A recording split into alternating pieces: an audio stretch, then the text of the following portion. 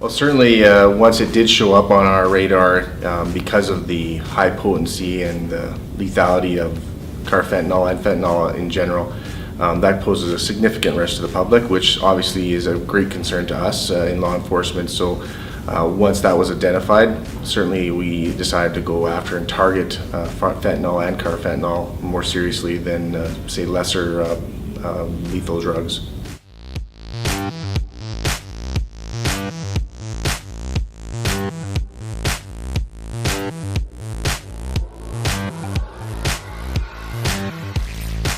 Those that consume illegal drugs need money to purchase those drugs.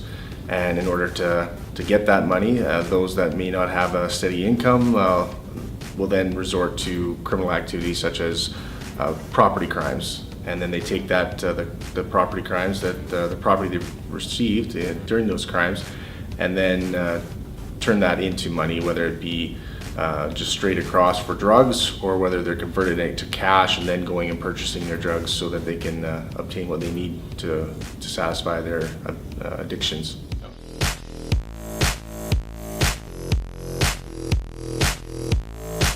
We're executing a search warrant. Those criminals that are using drugs or in possession of drugs that have firearms, as a user, sometimes their behavior is obviously irrational, may not be thinking clearly. They may think it's an actual other drug dealer coming into their residence to steal their drugs. In fact, it's law enforcement, and the last thing we would want is those firearms to be used on law enforcement.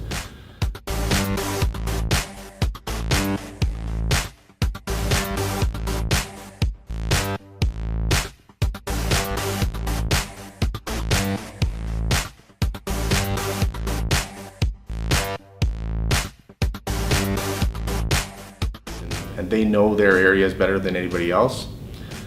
So we can now get outside, and it prevents criminals from hiding in outlying regions when they feel the enforcement of a larger center.